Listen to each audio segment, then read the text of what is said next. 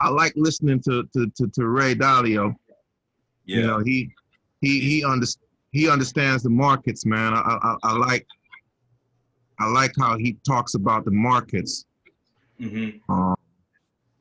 And so I was doing that, and I was just chilling. I was really just chilling. So my bad, man. My bad. Let me. You straight, here, man. though. Yep, we here, bro. Out here. Thanks be to God. That's it, man. That's it. What are you sipping on, man? I know there ain't no scissor. No, man. This some, you can't even see it, but it's right. Water, man. That John just disappeared, man. Like, I ain't even bring out a water. I forgot to bring out a water after lunch, man. I try to stay hydrated. I love having an outdoor office. So Yeah. I like being outside, man. I like being outside, but at the same time, that John be hot. Yeah. Yeah. So I try to do my best to stay hydrated, man. Yeah. Yeah. I think you can see it now, man. I had the virtual background on by accident. I don't know why.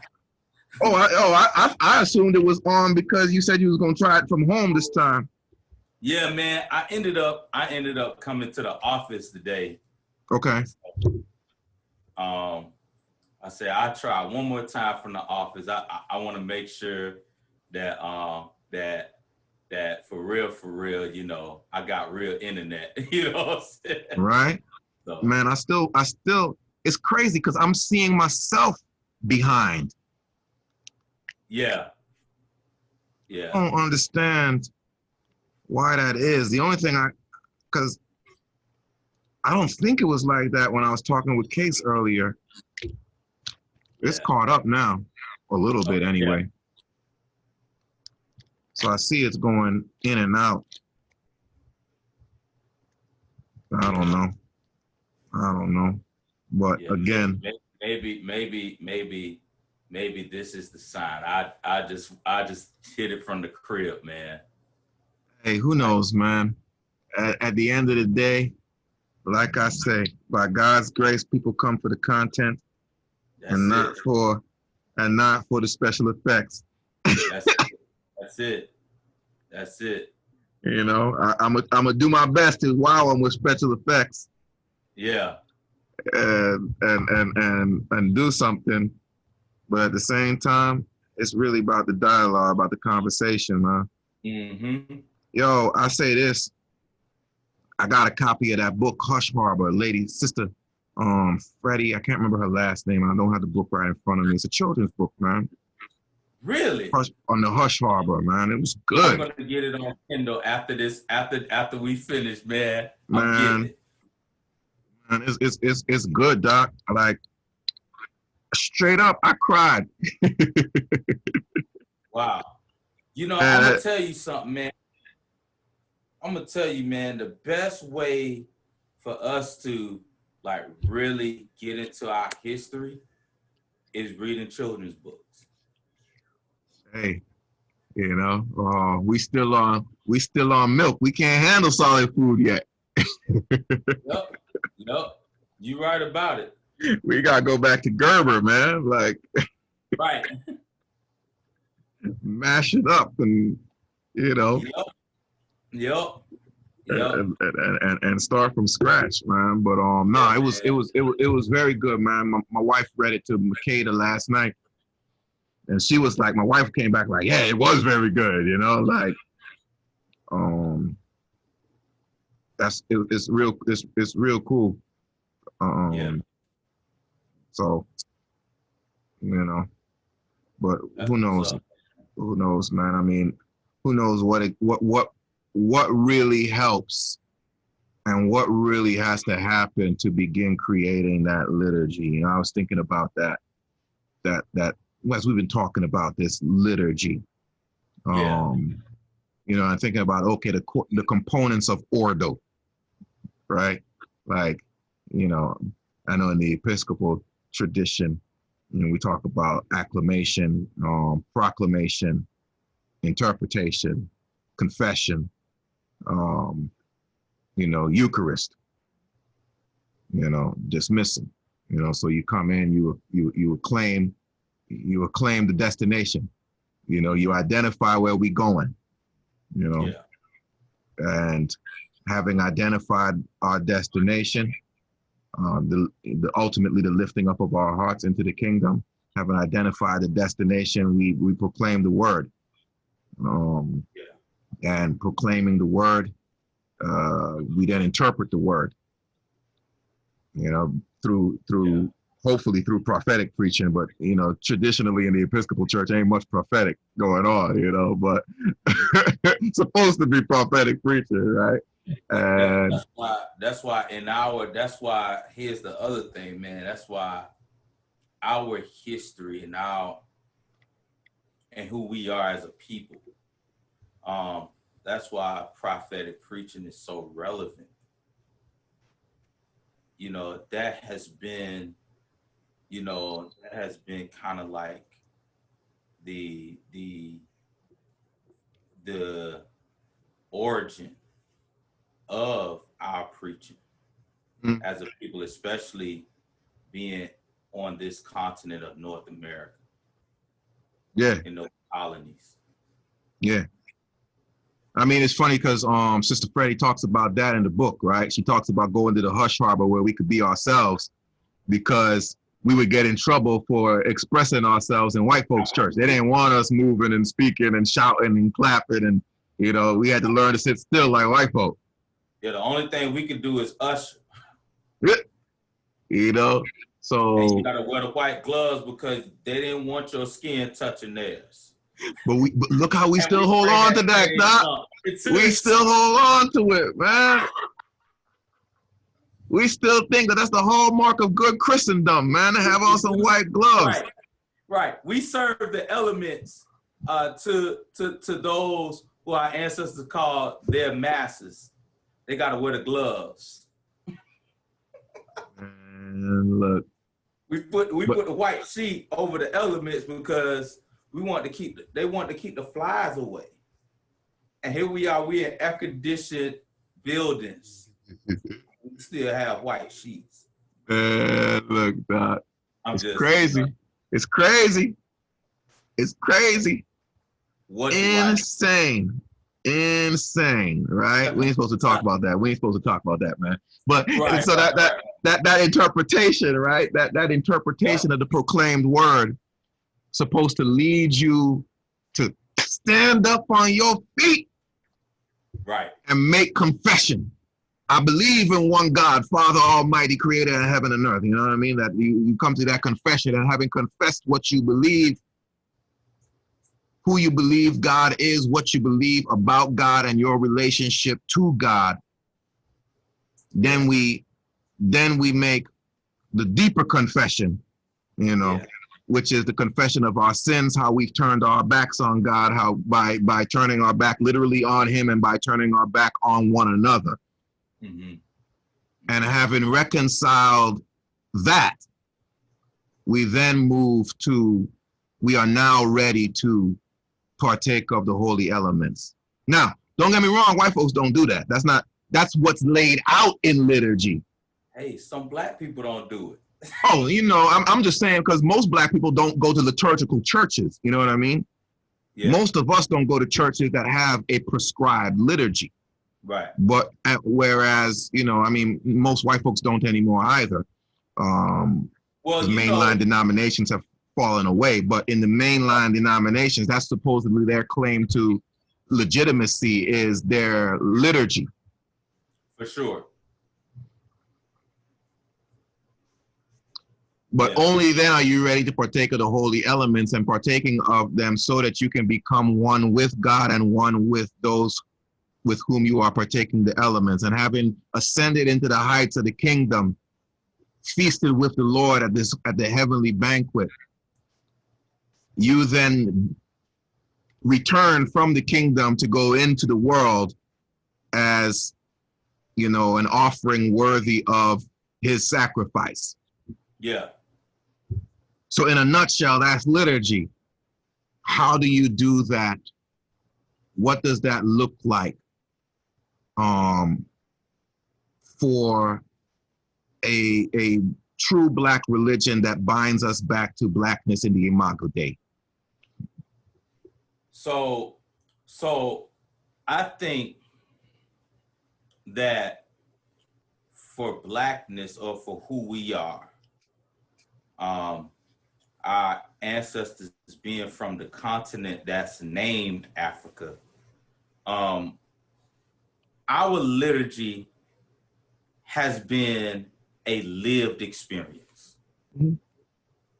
Our liturgy has been a lived experience. So if we were going to gather the crops, you know, our ancestors gonna do, they're gonna dance.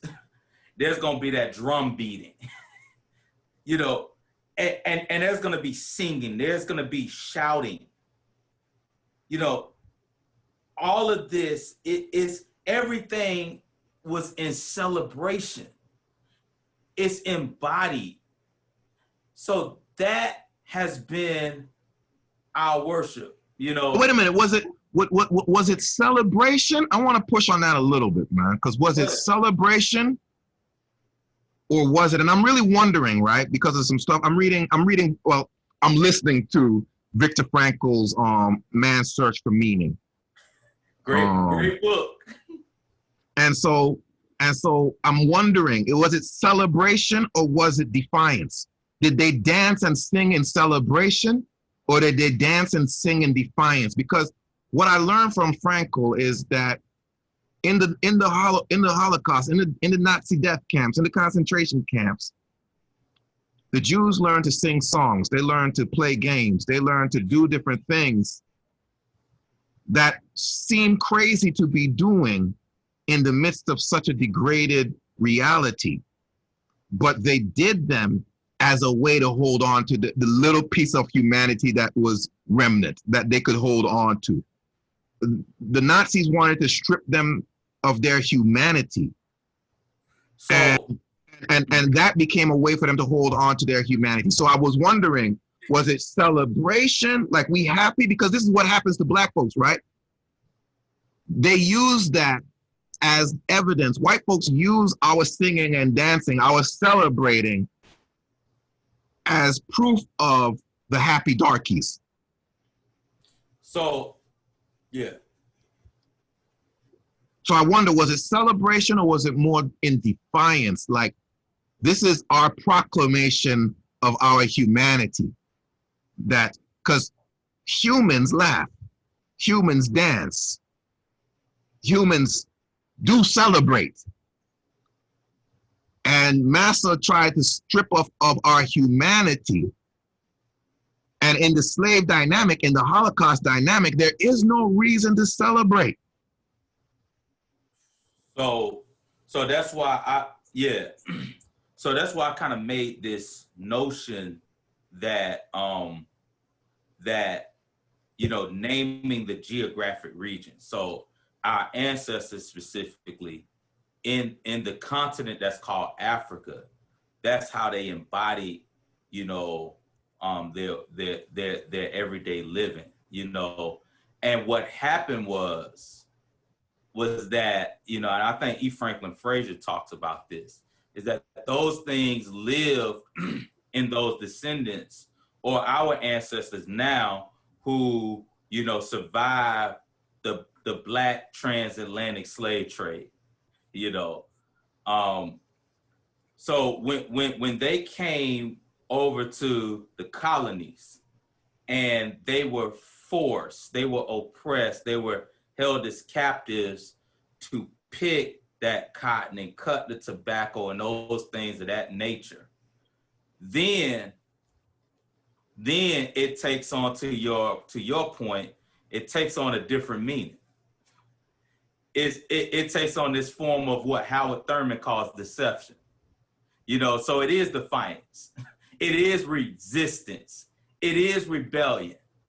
And so, but that's our worship, because here it is, you know, here's a question. Here's a question. What does worship look like when you're going through lament? You know? And so And so, yes, you're right. It becomes that, you know, for our ancestors who were captive. You know, it's absolutely. Like, you know, and we do have liturgical language for that, right? You know, in the church, we say it is right and a good and joyful thing, always and everywhere, to give thanks, to make Eucharist. We call it, you know, celebrating Mass. Mm-hmm. You know, not so much celebrating as if you were happy, although the irony is in that context, you should always be glad when they say unto you, we shall go into the house of the Lord. But celebrating as more than because I'm happy, you know, it's like, and not just, oh, I sing because I'm happy. I sing because I'm free. Because if you think about that, how the hell do we sing that song? You know, how the hell do we belt out, I sing because I'm happy, I sing because I'm free? What are we reconciling that to? You know, again, like I was blogging earlier, it is well with my soul. Is it though? You know, liturgy should bind us to the truth. And I think truth and understanding our celebration in the midst of our bondage. You know, what indeed were we celebrating? What were we presiding over? You know? Yeah, that's good. That's good. So one of the things I feel that we value, I shouldn't say value most, maybe that's a bad interpretation, but we place a great significant value in family, you know. And here is one thing that we know about the institution of our family, you know, in those colonies, was that at any moment, if you and I are brothers, biological brothers, and we are living on that plantation, if Massa felt like he needed to make some money or she needed to make some money, one of us going. Mm-hmm. We can't control it. There's nothing we can do about it. And so this is why the hush harbors become so poignant, so important in the life of those who were enslaved, is because now we need to remix family. Mm-hmm. We're living under these crazy, irrational, lethargic conditions. I want to say some other choice words. But we living under some expletive deleted conditions. Then what is our sacred space? Where is it? And here's the thing, it has to be tangible because we are living in a tangible reality that is so daggone demonic. It is so demonic. I can't imagine my ancestors, my great-great-great-great-grandmother and grandfather being happy picking somebody's crops, wearing these Brillo pads as clothes. You know what I'm saying? Right. You have no shoes because if you're a kid, you're going to continue to grow. You hit puberty. Your feet grows and you only get one pair of shoes for the year. Right. And that's dependent upon who your Massa is. You know what I'm saying? Right. So So our ancestors are living in this constant tension. So we needed a place. We needed a place to not only just cope and get away from, but we also needed a place where we can strategize so we can get the hell out. Right. Right. But you see, that's the thing, right? And there comes liturgy again, right? Because right. Constantly the liturgy begins with pointing you towards the destination. Constantly the liturgy begins with attuning your mind, body, spirit to the destination, to the place where we are going, to the way. You know, that's why I say, like, our ancestors went into the hush harbor. The destination was freedom. You know, the destination was beyond the plantation, right? And they knew it. That's the only way you're going to take the risk on going there. You know, otherwise it ain't worth it. Why take the risk on getting your ass beat or killed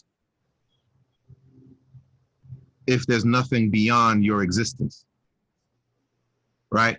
I go back to the Jew in the Holocaust. Like, they weren't going to their secret meetings simply to get by. They were still going because they had hope of release. They knew there was a war going on. They didn't know when it was going to happen. They didn't even really know if it was going to happen, but they had hope that the Allies would win the war and they would be freed. And because they had a hope of freedom, they then needed to do something to bridge the gap of their existence. And that's where their secret meetings came into play, where their songs, their games, their dances came into play. It bridged that gap between the reality of their fucked up situation. I ain't gonna hold back the words. The reality of their situation and the hope of their liberation. You know, that liturgy bridged the gap. For our ancestors in bondage, it was the same, I would argue. I want to push on that. Go ahead. I want to push on that because the reason why, because we got to talk about this too in terms of liturgy as well. So the reason why the Jews were able to bridge that gap is because those who oppressed them acknowledged their sins. In America, our oppressors, they are not acknowledging the fact that there was a slavery, right? Come on, man. You know, look at the civil rights movement, and it's still it's still shown in black and white to say, oh, it happened a long time ago. And when you listen to specifically evangelicals talk about this, did I ever tell you this story? I got to pause and say this. I'm sorry, dude, but I was candidating for a pastoral worship position. Okay. In Leominster, Massachusetts. It's an Assemblies of God church in Leominster. And the pastor had just got there like a month before I began to candidate as the pastor of worship. Pastor, white gentleman, white dude asked me, had me to fill out this survey, this questionnaire, like, do I watch PG-13 movies, all of that stuff. But it got to the survey whereby, he asked me this in person as well. He said, have you ever experienced racism? And I wanted to say, am I black? You know what I'm saying? Have I experienced racism? Come on, yo. Really? Right? So like, yeah. When you get a question like that, it's like, come on, are you living in denial? Are you living in a bubble? Are you really asking this question? Right. Are you racially distancing yourself? And so I'm saying all that to simply say this, is that when people in power acknowledge, confess, right? We're talking about confession. Mm-hmm. And that's their liturgy. You know what I'm saying? When they practice their liturgy of confession, here's what can happen. We can bridge the gap. And I think that's an issue. Excuse me. That's an issue when it comes to liturgy. This has to be done in community. Oh, it definitely does. I mean, it's the work, liturgia, the work of the people, the work for the people. You know what I mean? It has to be done by community, in community, for the sake of the community. If it's not about community, what is it about? And there's the thing, right? Like, even some of my Black Episcopal friends, my Black Episcopal priests, clergy brothers, that'll say, you know, because I do the racial heresy, and Case, because you in school with Case, but that I do this work with the white church on repenting of white supremacy, and Black clergy are like, man, you better than me. I just leave them white folks alone, let them do what they do, and I'm gonna do what I do. But if we are in one country, liturgy has to bridge that gap. Unless we talking about leaving, you know what I mean? And we ain't talking about leaving. You're right. But even if we're talking about leaving, then liturgy has to point our people beyond America. Yep. So it's funny you say that, because there's a book. I think I gave you a screenshot of the book. It's The Rise and Fall of Black Leadership. Because at the end of the day, I do agree with you in this sense that even if we don't get the repentance, we still need to take it upon ourselves as a community to make this junk happen. So in that book, The Rise and Fall of Modern Black Leadership, I think it's by Nelson. It's out of print, but nevertheless, you can still get it. But nevertheless, he opens up the book talking about 3 major leaders in the 19th century: Henry McNeill Turner, Delaney, and Turner, Delaney, and there's one other person. His name just literally slipped off the tip of my tongue. But they were talking about, us going back to Africa before there was a Marcus Garvey, right? Right. To your point about, hey, we need to rethink about freedom. So these guys, are doing a mission work, in Liberia and things of that nature. They're doing the work because here's what they're saying: we're not gonna get what we want, and not only just what we need, but what's owed to us. Right. Our debt is not gonna be paid here. So here's what we need to do: we need to look elsewhere. We need to make a return. Right. And so to your point, that's why we need the liturgy. Right. We need that liturgy so that we can now see what does freedom look like for us and how we get there. In either case, right?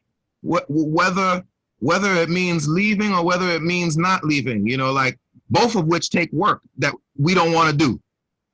You know what I mean? That's facts. We gotta, but like, if we want to stay here in America, we gotta come to the place where we cool putting white people in their place. Like, we understand that is the loving thing to do. The loving thing to do is to put them in their place. It's called accountability. Right. You know what I mean? Not to appease them. Appeasing them is not love. And that's what we do as Black people. We learn to keep our head down and make them think that everything is all right, and we appease them because you don't want to get white folks angry, because if you get them angry, you know what's going to happen to you. Like, if that's the psychology in which we live, why do you want to stay in that? Why do you want to raise your children in that? Why do you want to bring life into the world that you're then going to have to teach to subdue themselves and submit to white power so that they can survive? No, if we want to stay here, then we got to get ourselves in the space where we understand, like Joseph put his brothers in their place, like Joseph put Potiphar and his wife in their place. We got to understand that it then behooves us, it is incumbent upon us to put whiteness in its place. Man, you also said something major, Doc. You know, I'm a Black Baptist preacher, so you know I love nuggets. You said there's a difference between appeasing and loving. We gotta pause right there. We got the exegete. We gonna use. We gotta really look at this thing. We gotta tease this thing out, because in so many, and this is long-term memory, by the way.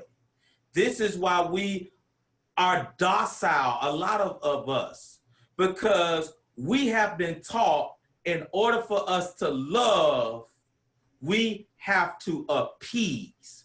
And appeasing and loving, if you look at it in one of the most, I ain't gonna say it, but one of the most, I said, lethargic dictionaries ever written, the Webster Dictionary, you even look in there, appeasing and loving have two different definitions.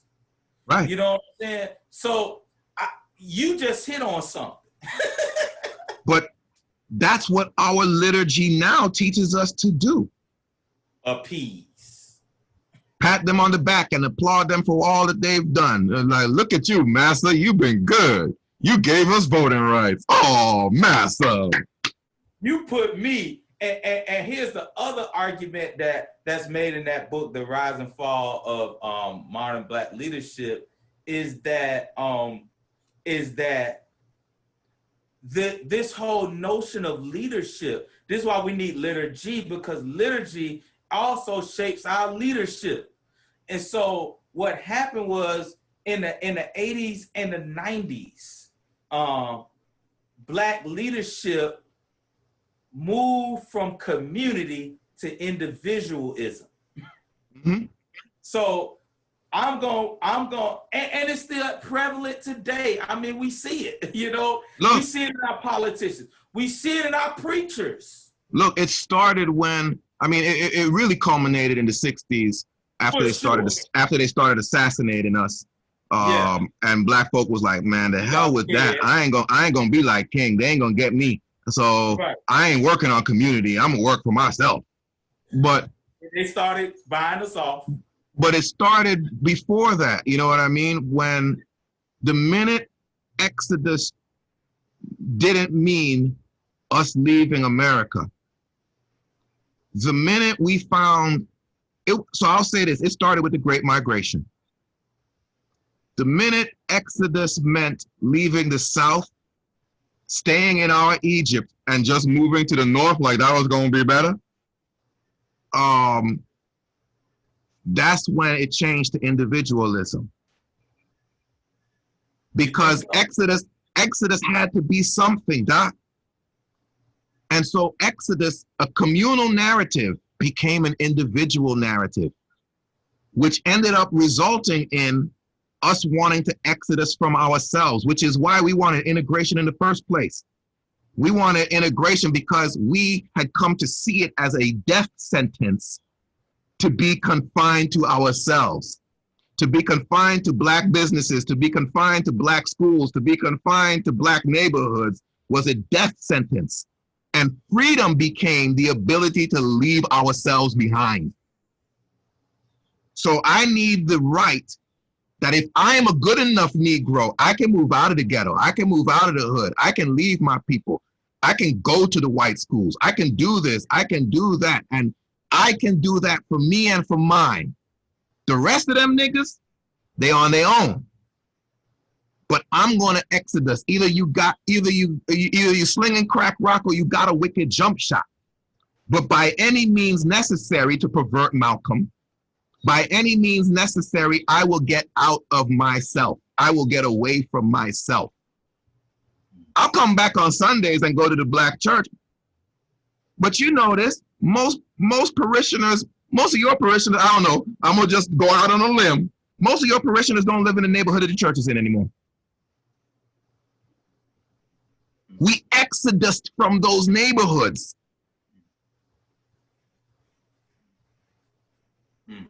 We come back to go to church.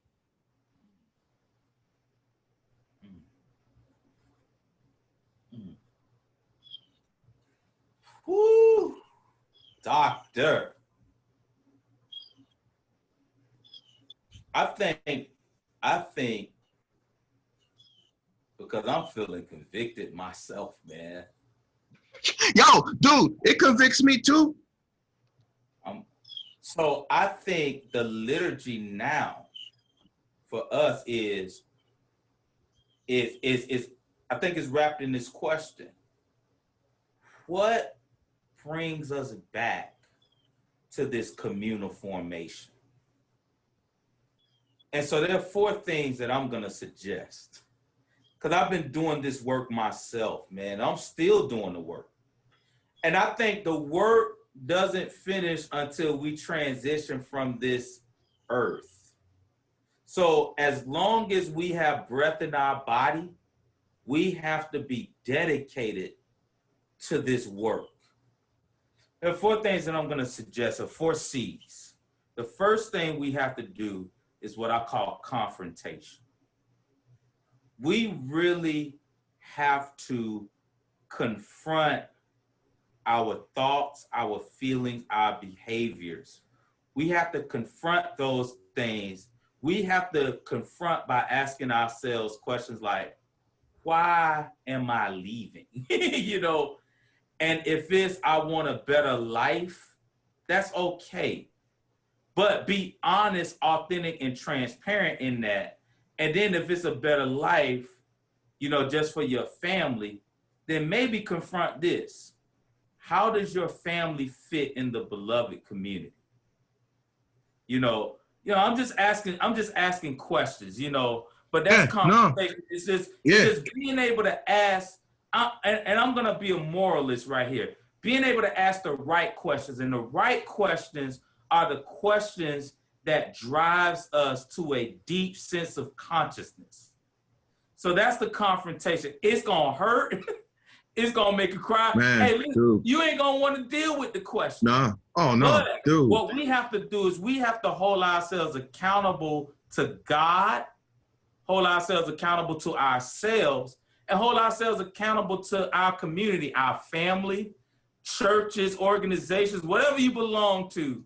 And that's the hard thing. We you know, confrontation is it's interesting that you jump on that as the first piece, right? Because that's the thing that we as Black people have been loath to do. We ain't gonna do nothing that's gonna confront our legacy. Nah, you can't talk about this person or that person or the motivations of this. You can't, you know, I piss people off because I'm like, yo, we argued the wrong thing in Brown versus Board of Education. The problem was not that it was separate. The problem was that shit was unequal. For sure. You can't say that to most Black folks because you're not supposed to question and confront the established orthodoxy. Yep. Even though it has not gotten us where we say we want it to be, the right thing to do is to continue along with it without any regard for being critical of it. Yeah. You know, we'll say in theory, man, if Malcolm and Martin could have gotten together, man, if Du Bois and Garvey could have gotten together. We'll say those things in theory, but we don't do it. We ain't done them yet. We still going the way of Martin, without regard to what Malcolm was talking about. We still going the way of Du Bois without any regard for what Garvey was talking about. Intellectually, we'll say, man, if the two of them could got together, man, we would have been so much better. But in praxis, we still have failed to bring that into context, to confront, you know, that integrationist, assimilationist, wannabe white way, like you talked about the Progressive Baptists and the National Baptists. Oh, y'all just want to be white. Like we still have failed to confront that reality. Yep. And if we fail to confront it, here's what we say. We say that we are buying into the normative gaze of American ideology. We are like our oppressor. Look, that's what happens if we don't confront. St. John Cassian blew my mind, man. St. John Cassian, I stay steeped in the fathers, man. And so in Exodus chapter 16, verse 2 and 3, the whole congregation of the children of Israel complained against Moses and Aaron. The children of Israel said to them, would we had died smitten by the Lord in the land of Egypt when we sat by the pots of meat and ate bread to the full. For you brought us out into the wilderness to kill this whole assembly with hunger. St. John Cassian says that although this manner of speaking first referred to that people, to the Israelites, he says, nonetheless, we see it now daily fulfilled in our life and profession. For everyone who has first renounced this world and then returns to his former pursuits and his erstwhile desires proclaims that indeed and in intention, he is the same as they were, as the Hebrews were, as he says, it was well with me in Egypt. And that's where I'm like, that song that we love, it is well with what the hell is well with your soul? And why the hell is it well with your soul? It is literally, when we sing that song, it is literally like we are saying, it was well with me in Egypt. I ain't leaving Egypt because it is well with my soul right here.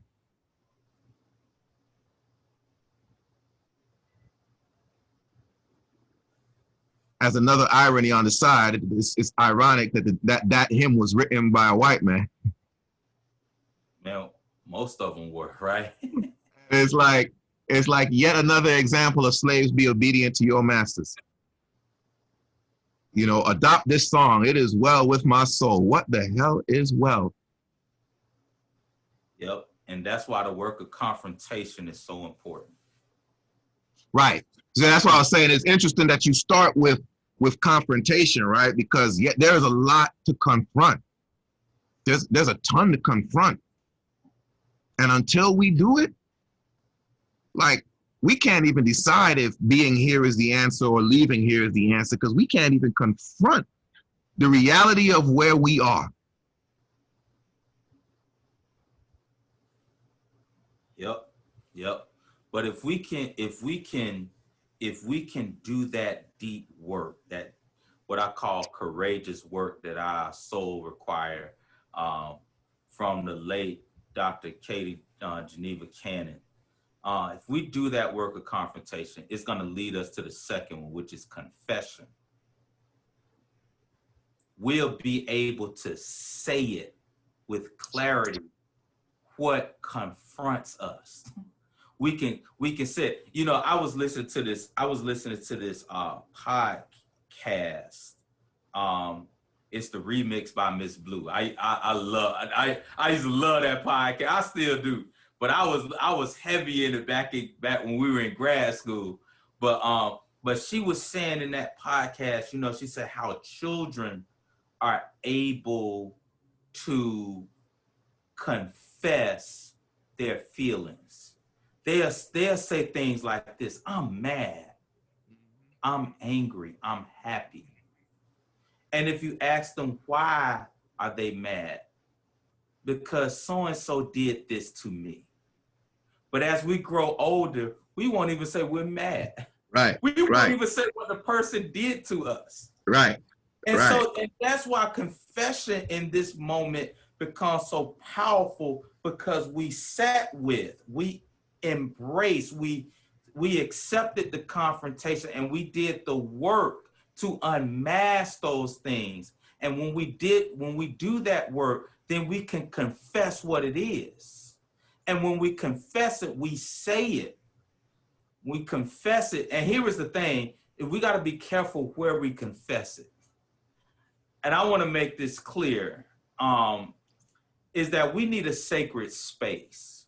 Not everybody can handle our confessions because not everybody is whole.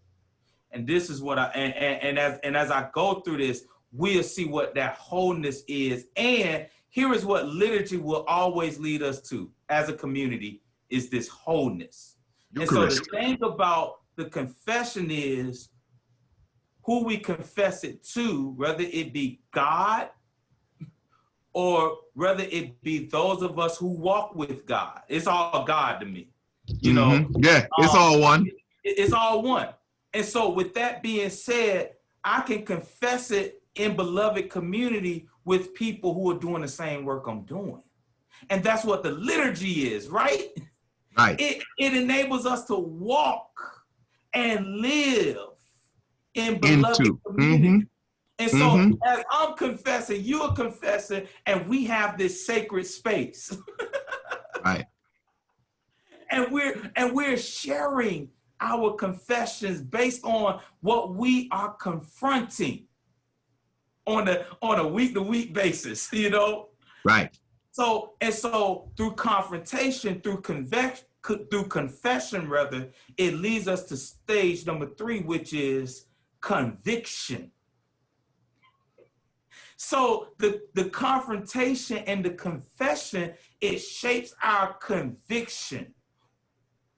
And this is what I mean by conviction. I'm talking about our innermost truth. And truth is an embodiment of who you and I are and becoming. Yeah.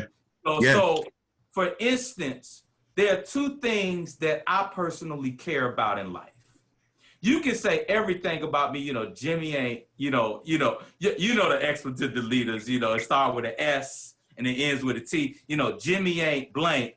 But here is something that I look for, is that I want to hear people say this about me. I'm kind of that vein. I want to hear people talk about my integrity and my humility.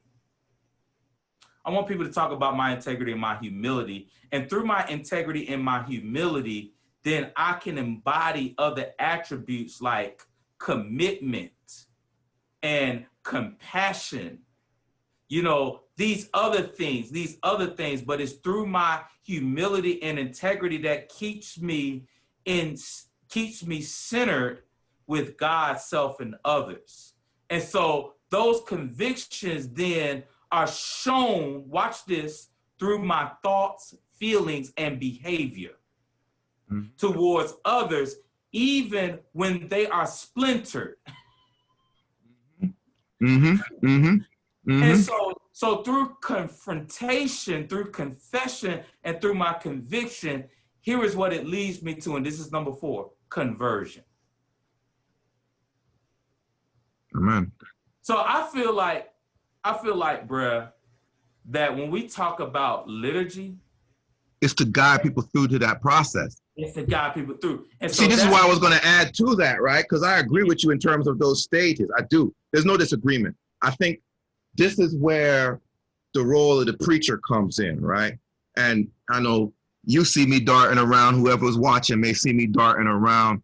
I tell people I've been creating an oasis back here. Got my nesting box, got my bird feeder, got my bird bath. My daughter loves it, man. And up to now, she hasn't seen a bird in the bird bath. And the birds keep dancing around the bird bath. So I'm trying to get a picture because she's napping. So I'm like, I want to get a picture if I'm able to catch them. So you see me darting around, man, it's because they keep playing with that bird bath, and I'm not quick enough to get a picture, y'all. So y'all forgive me, but you know, hey, 3 little birds was on my doorstep singing sweet songs with memories pure and smooth. Quote the prophet, quote him, Doc, quote him. What I was saying in terms of what we were talking about in this liturgical journey, right, is the role of the preacher, right? It was why I say, you know, the acclamation showing where we are going, and then proclamation of the word, interpretation of that word, so that the people can stand in conviction, having stood in conviction, professing their belief in the word as interpreted to them, then making that confession that that is repentant, that is forgiving, that is reconciling in the sense of having made peace. And now having made peace, there's that conversion, right? That takes us to that next stage of becoming one and being made one through the Eucharistic process. Now, like you say, we go out and we can spread that and we can share that with those who don't have that.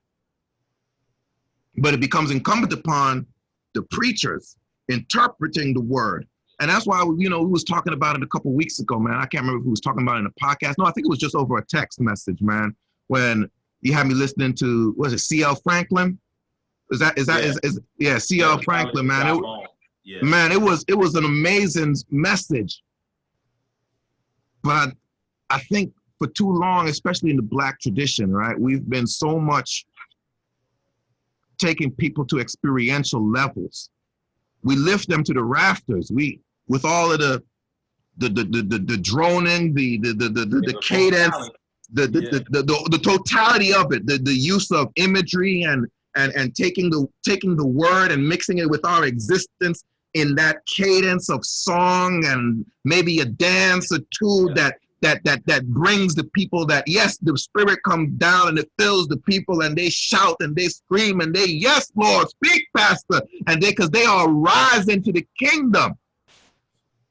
But we get them up there. There's no what's next. What's next? Where do we go from here? Right. Chaos of community. I already know what you're reaching for. Where do we go from here? We got you all euphoric. But it's again that detachment of what are you celebrating? Because we think when we get into that euphoric space, when we start, we think that we have reconnected to the ancestors, to those who worshiped in the hush harbors. We think that we are there. But our mindset, our stated goal, our destination is two different places. So it becomes this liturgy gotta reset the destination. The destination is not an integrated America.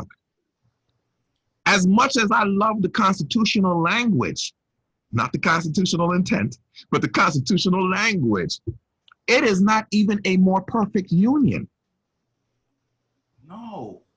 The more perfect union will be a byproduct of having gone after the true destination. Right. But right now, our destination stops in the voting booth. That's the destination of the Black church. Get to the polls. Pray before you go into the poll, but get to the poll. That's the destination. Yeah, it's important, but it ain't the end all be all, to your point. And it's like our current liturgy takes our spirits to the world, but takes our spirits to the kingdom, leaves our flesh in the world, and separates the two completely. Again, back to that Hush Harbor book, like, man, they were, we're gonna have a meeting tonight, and some of the enslaved were scared about doing this meeting because it was a full moon. Man, we can't go do the meeting. It's easy for them to see us in a full moon, which makes sense. It's a full moon. It's gonna be bright outside. But the leader of the group said, yeah, I know, and we're gonna take this risk because Mama Aku, the old lady, she feels like she about to die, like she about to pass from this life, and she wants our prayers. So we got to go to the Hush Harbor so we can pray for her to have safe passage. And when they came back from Hush Harbor meeting, she had passed away. And they celebrated because she at least now was free. That's liturgy. Listen, that's liturgy. That's exactly why funerals and things like that are so important. But you wouldn't even know this stuff was happening if and let me be really clear when I say this. If we don't have people, for instance, like you and I, who have a deep conviction, not only just to serve God. That comes with territory. That's a given. That should be a given. Yeah, it should be rather. But for some people, they call serving God getting this money, But whatever. But Mercy. It should be for the people, for the beloved community. And you see, while it was praiseworthy to look for death in that condition, when you have no hope of freedom, ain't no, again, back to Franco, they had hope that the Allies would come and liberate them. There were no Allies coming to liberate Black people from the plantations. There were generations born on the plantation. That's all niggas knew. Like, there was no, one day we gonna be free. The only freedom was you run, and then where you run into. But you run or you die. Sometimes both. But what does it mean when we've reconciled? So understanding the great by and by that bled its way into Black faith from the days of slavery, understanding that, and how, yes, death can be a specific hope. But it was a hope. That's the difference, right? It was a hope. They hoped for death. They didn't take their own lives. Some of them did. Some of them was like, it's better for me to jump off this ship.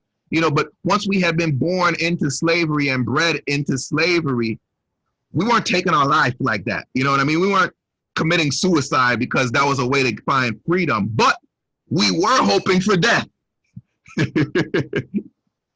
Yeah, that was sacred. We ain't hoping for death no more. No. We, like you say, about the pastors, we just out here trying to get this money. Trying to amass some shit for ourselves. Let me get a good house. Let me get my daughter into a good school. Let me get a good 401k. Let me get a nice patch of land on Massa's plantation, and where I can pretend to be free. And it's only gonna happen once I get old enough too. Once I get old enough and there's no more exploitation that Massa can exploit me for, then maybe I'll get a patch of land somewhere on the outskirts of the plantation where Massa will let me build a hut for myself to spend the rest of my days, and he won't be bothering me no more. Man, that's not the same as those who were enslaved hoping for death as a pathway to freedom. There's a difference between hoping for death as a pathway to freedom and simply waiting for death.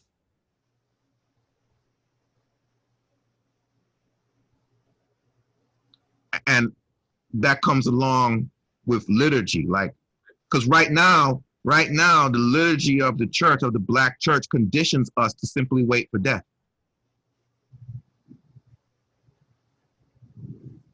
While coping through life. Right. While coping. I want to make sure that people heard that coping, not hoping through life, coping. Coping. Through life. Yeah. Yep. So, when we talk about confronting, confessing, conviction came second, right? Third. You got it. Right. So I was right. Okay. Confronting, confessing, convicting, and converting. Yeah, that in the safe space as well as in the public space, that becomes the model. We confront. We name the destination and identify the obstacles between here and the destination. We confront. We confess. We confess how we've ignored the obstacles or reconciled ourselves to the obstacles. We are convicted, like seeing those obstacles which are undeniable, and then understanding our complicity with those obstacles, our grown love for those obstacles. We can then be convicted, like, oh shit, I can't stomach this. I need some Pepto, push this out, something, some apple cider vinegar or something to throw this back up.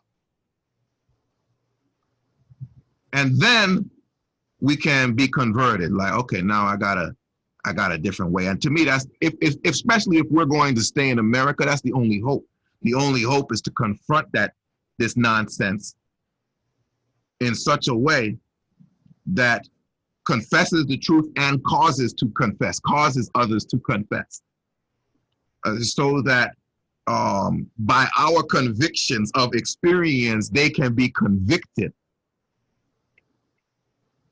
and converted to people of the way. Mm-hmm. Mm-hmm. And it becomes like, okay, well, how do we do that all the time? You know, how do we do that when we're in public commemorating this event or that event? How do we do that Sunday in, Sunday out? Because like I say, what we do on Sunday is who we become Monday through Saturday, you know? And which is why I was like, yeah, this is the work of the pastors, right? Like, how are we confronting it? Yeah. And not giving the hope that we usually give is the hope that helps you endure. The hope that appeases your fears, that allays your fears and helps you endure oppression. You know, not a hope to transcend oppression, not a hope that oppression will be broken.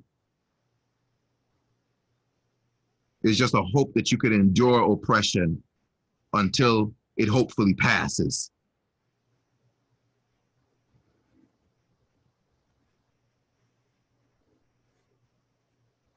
Yeah, and this is why liturgy also, what it does too, it shapes our character. It shapes who we be and who we become. And so like you're saying, the work for the pastors, and I would even argue anybody who's in a leadership position, doesn't necessarily have to be a pastor, right? True. But since pastors are kind of, I'm going to use this term, the gatekeepers. This is I would also say the leaders of leaders. Great. Yeah. You know, the leaders of leaders, especially in the Black community, you know, like. Yeah. Yeah. And so is that we have to embody this model. We have to live it. We have to live it. So, you know, for me, the question becomes, well, how am I confronting my day-to-day? How am I confronting my history? You know, how am I confronting my theology and my psychology? You know, how am I confronting these things on a day-to-day? You know, and so with that being said, I center myself to a space. I have a therapist I talk to, you know what I'm saying? And not only do I have a therapist I talk to, but I got close friends like yourself. You know, right? you know, work this shit out together. This is for another podcast, but we may share the story of how this came about. You know, on one Friday, man, you know, I was just having a bad night, and I was sitting on my balcony. I was like, man, can you talk? you know, and my brother was there for me, man. You were there for me. And I mean, it was a late Friday night. I mean, you should have been with your family. So, you took time out of your family to console a brother. So, you know, tell your beloved I thank her, you know. Thank your family for me, man. Because honestly, man, that is sacred work. You know, time is sacred. You know, our treasures and our talents are sacred. So, you know, the fact that I have brothers like yourself and others who are part of my sacred space that I can really talk to I can confess rather my confrontations, what I'm dealing with, and even my convictions that may go against confrontation, whatever that looks like. I have that space, you know, and then from there, you know, what it does is it reignites my convictions, or it either remixes my convictions. You know, listen, that may not be a good move for you. You know, you might want to, you know, so you know, and so the whole point that I'm making about this is that those four things, and I'm converted by it. So those keep me in community. That's the communal formation. So, you know, I want to make sure that, you know, that we're getting this, is that liturgy is what keeps us in communal formation. Right. And that's the work that I'm doing. Right. Yeah, that's the important piece, right? Because again, liturgy is the work of the people and for the people. It's the work that binds the people together. You know, that was the reason. I mean, you look at the first liturgy in the Bible was when the Lord told Moses how the people were supposed to observe the Passover. Yep. That was the first prescribed liturgy. Yep. And what did it do? It wasn't simply so that they could celebrate the Passover. No. It was the process of binding them back to each other and to God. It creates long-term memory. Right. It creates, it is, you know, we talk about the Exodus was when they were established as a people. Yep. Right. This is when they became a nation. Yep. Right. This is what made them a community. They lived together all this time. If we remember, they are essentially all one people already, descended from Abraham, Isaac, Jacob. They were the 12 tribes and the 12 children of Jacob. Yep. And so they should have already been a community. They should have already been one people. And maybe when they first entered Egypt, they were. But maybe they weren't. Maybe they were different tribes like we were different tribes. Right. Right. And that process, that liturgical process that was birthed in the Exodus was so that they could become one. Yep. Yep. Yep. Yep. And that's powerful that you say that, because we got to think about our long-term memory as a people, right? As we talk about this whole liturgy thing, is that we got to remember that you know, this system of what we call slavery didn't start, you know, on a Middle Passage. It started when folk who were in different tribes began to negotiate with other folk, and they made this treatise to capture our ancestors and put them on boats or march them to the port, because I know for sure that them white folk, them Europeans, were not going into the jungles. They weren't going into those forests. They weren't going there. They didn't know the way of the land. They didn't know the landscape. So here's what they did. They supplied them with ammunition. I mean, that is what foreign policy is, right? I mean, they sure enough is them with the gunpowder. And we were outgunned. We were outmuscled our ancestors. So now, you know, as we are, as the descendants of American slavery and the Black transatlantic slavery, you know, this is the thing that's binding us to remember our history so that we can retell our future and live in the present, man. Man, you said some shit right there, Doc, like that may help us begin to unpack one of the larger problems of African diasporic existence, right? This question of the disparate nature of the diaspora and how you bring the diaspora together. You know, Afro-Caribbean, Afro-Latino, you know, Afro-American, African. We all want to be, you know, every now and again we can come together, but we all, you know, Massa did a good job making sure that we don't like each other. But one of the things that I say is beautiful about Orthodoxy, right? Orthodox Christianity, is that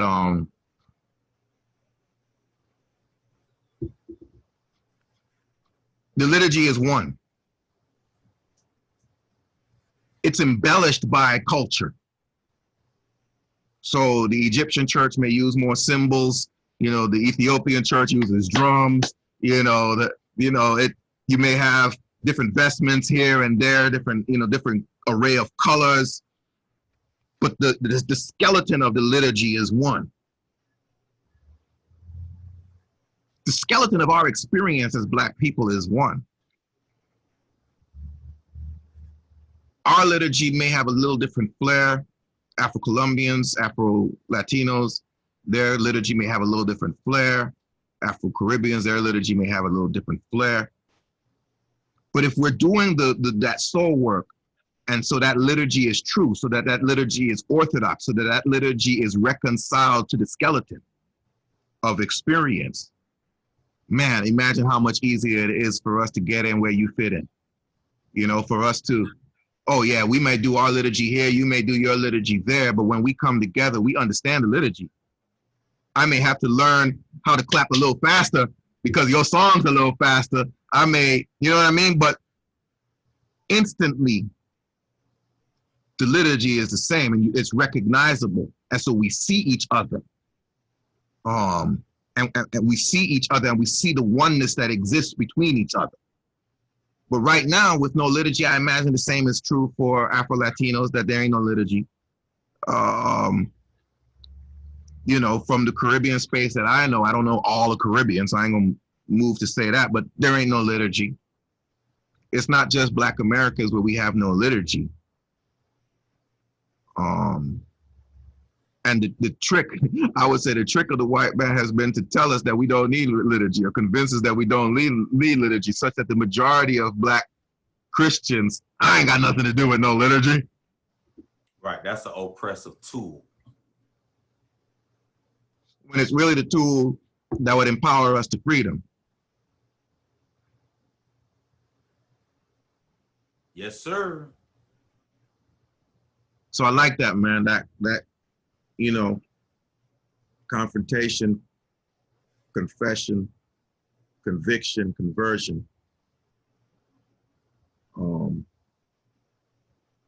Because it's once you get it in your mind, it's easy to see. How does everything confront?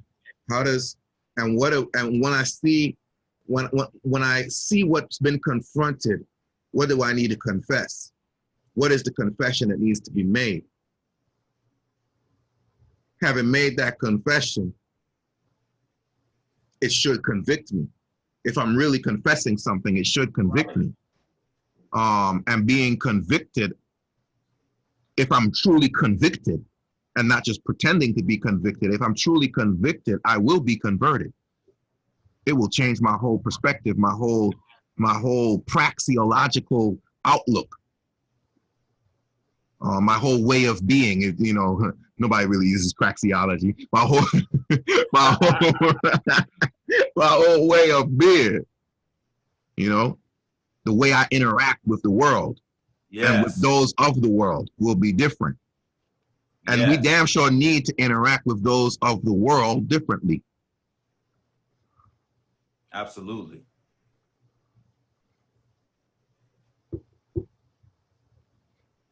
So it becomes what does it mean to confront white supremacy? What does it mean to confront Black inferiority? What does it mean to confront, or what is the confrontation of our existence in America? Yes. What does it say? And yes, what does it say about white folks? But okay. But what does it say about us? That's the thing I want to know more, you know, like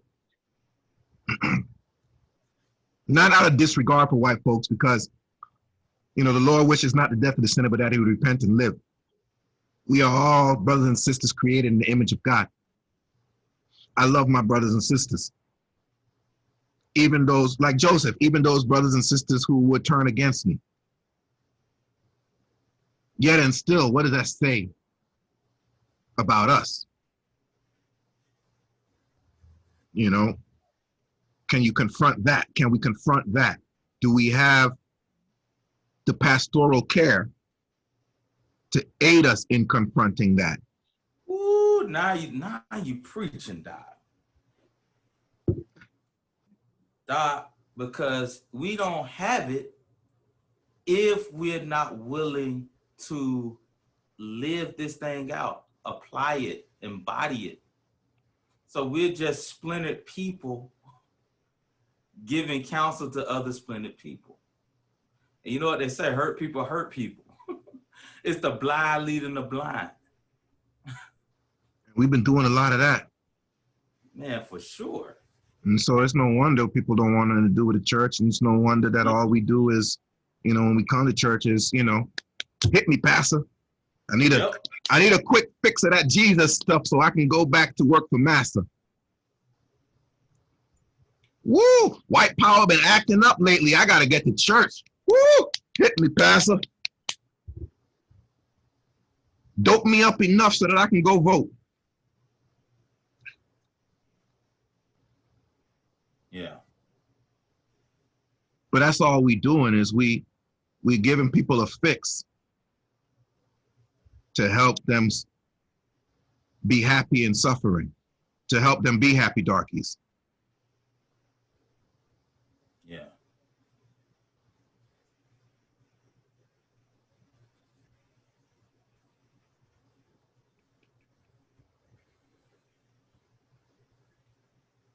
Yep, I totally agree. I totally agree with that. So it's incumbent upon our leaders. And when I say leaders, you can be a parent and be a leader. That's what leadership starts. If you're a parent, you need to be a leader. You know what I mean? Like not you could be a leader. We need you to be a leader if you're a parent. Like, dude, our greatest institution, believe it or not, is our family. Hey, Mr. Farrakhan said it. Yep.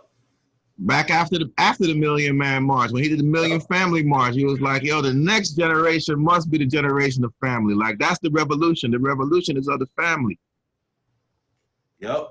That's why I went to the HBCUs, because they and I'm not saying all of them do it. I only went to 3.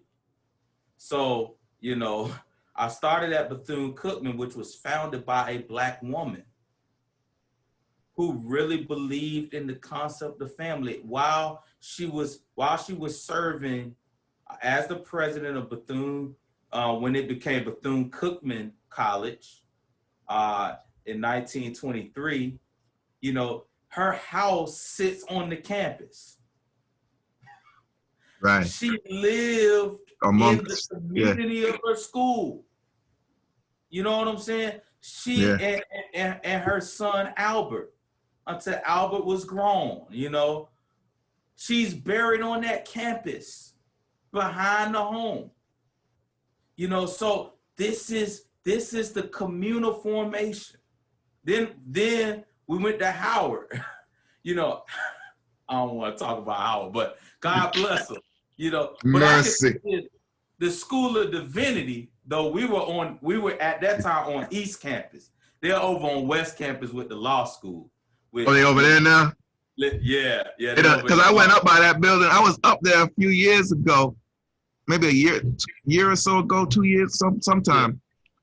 And I was like, man, let me go by the school. I went up there. It was like trees growing out of it and whatnot. I was like, what the hell is going on here? Yeah, it ain't over there anymore. Okay, so they moved. Okay. Listen, I probably would have had a great time. Okay, that's another story. But wouldn't have got nearly as much done. but it was on that East Campus. I mean, it was in, it was housed in a former monastery. So, we had that camaraderie, I met you there, and so like that was a communal formation for me. Being able to walk the halls, it wasn't in the classroom whereby we debated. Right. It was in the hallways. It was, right. Right, exactly. Exactly. Class. Hey, it's 9:30 and we still standing outside of the parking lot for like another hour just talking about the lectures. Man, and this is the problem of the way we do church in America, because it's beyond just black folk, right? This is white church too. That's the last time most pastors are engaged in anything truly intellectually engaging, intellectually stimulating. For sure.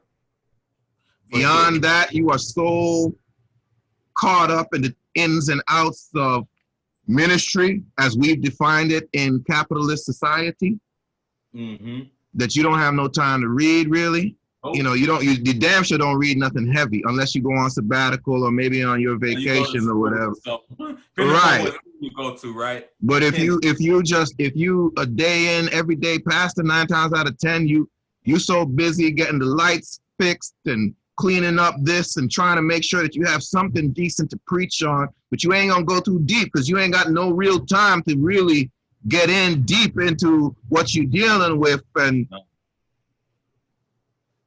you damn sure don't have no time to connect with other pastors beyond doing work in the community together. Yep. You don't connect to debate in the hallways to to iron sharpen iron for the sake of the people.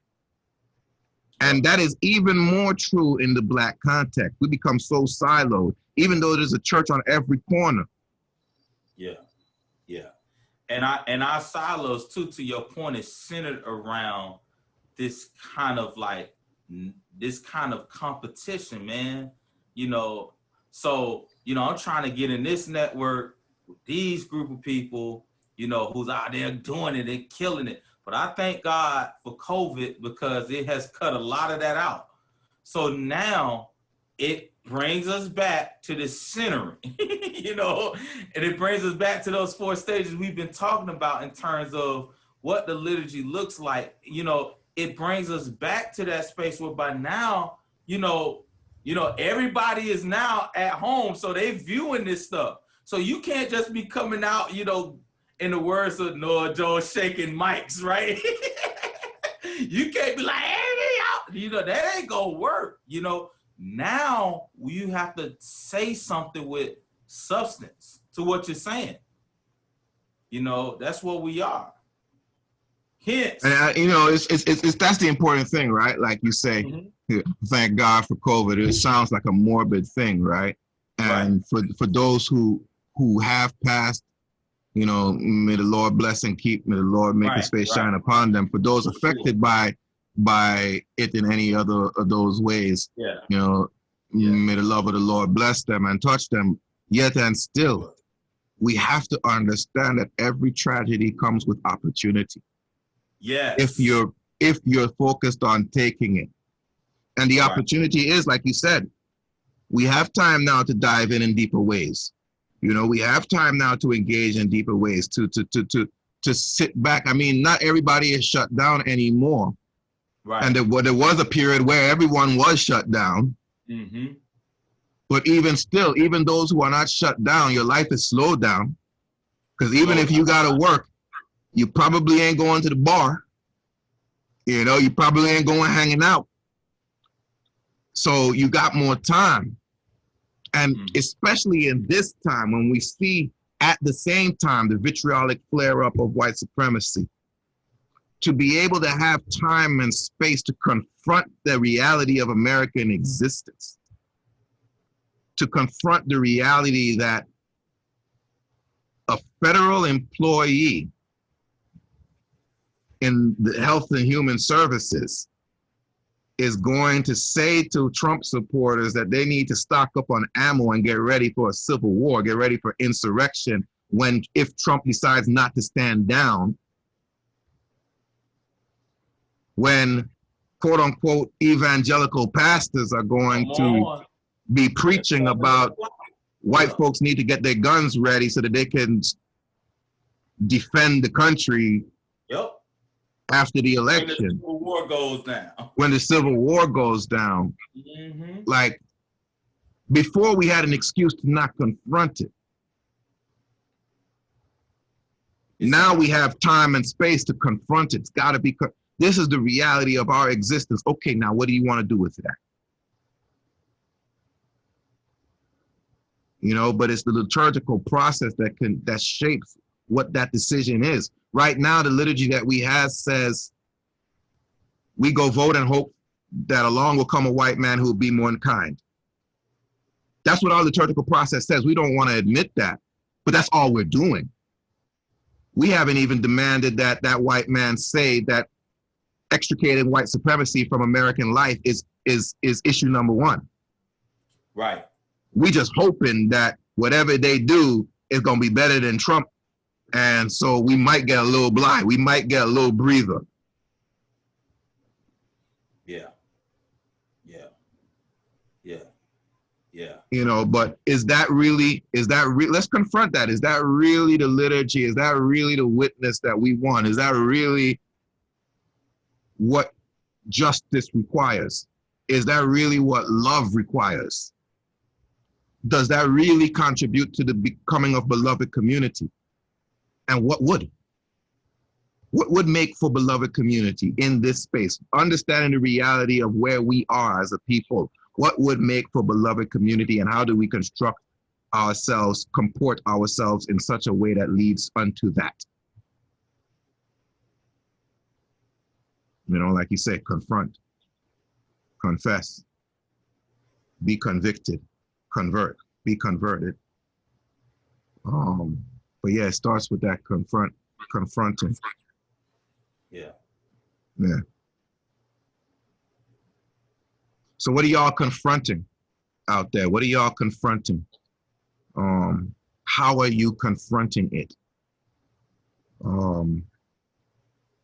What do you think needs to be confronted that you may not even know how to confront?